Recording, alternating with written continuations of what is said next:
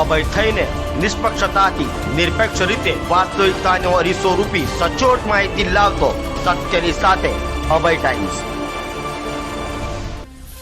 સુરતમાં ધૂળેટી પર ક્રિકેટ રમતા પહેલા માળની બાલ્કનીમાંથી પટકાયેલો બાળક બ્રેઇન ડેડ થતાં તેના લીવર અને બંને કિડનીના દાનથી ત્રણેયને નવજીવન મળ્યું છે। ટેક્સટાઇલ અને ડાયમંડ સિટી સુરત હવે ઓર્ગન ડોનર સિટી તરીકે ખ્યાતિ પામી રહ્યું છે, ત્યારે સુરતમાંથી વધુ એક અંગદાન કરવામાં આવ્યું છે। વાટલિયા પ્રજાપતિ સમાજના ખસ્તિયા પરિવાર દ્વારા પોતાના 7 વર્ષીય દીકરા શિવમ નિલેશ ખસતિયાના લીવર અને બંને કિડનીનું દાન કરીને ઉત્તમ ઉદાહરણ પૂરું પાડ્યું છે। બાળકના અંગોના કારણે ત્રણેયને નવજીવન મળશે। 7 વર્ષનો માસૂમ બાળક ધૂળેટીના દિવસે બાલ્કનીમાંથી પટકાયો હતો।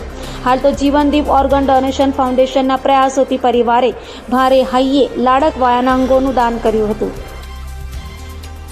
Piyush Gondaliya, Jivandeep organ donation foundation trust, Surat. ગતરોજ મારા મિત્ર ડૉક્ટર મેઘજીભાઈ ઘોઘારીનો મારા પર ફોન આવ્યો કે અમારા એક સંબંધીનું 7 વર્ષનું બાળક છે, એ નિર્મલ હોસ્પિટલ સુરત ખાતે સારવાર લઈ રહ્યું છે, પરંતુ ત્યાંના ફરજ પરના ડૉક્ટરોએ તેને બ્રેન્ડેડ જાહેર કરેલો છે। અવારનવાર છાપા અને ન્યૂઝમાં અમે સાંભળતા હોઈએ છીએ કે બ્રેન્ડેડ પેશન્ટનું અંગદાન કરતાં અન્ય લોકોને જીવ મળતા હોય છે, તો આપની ટીમ આવી અને અમારા ફેમિલી સગા સંબંધીઓને સમજાવો કે શા માટે અંગદાન કરવું જોઈએ। આવો ફોન આવતા જ અમારી ટીમમાંથી હું, વિપુલભાઈ તળાવિયા અને ડૉક્ટર નિલેશભાઈ કાછડિયા તુરંત જ નિર્મલ હોસ્પિટલ પહોંચી ગયા।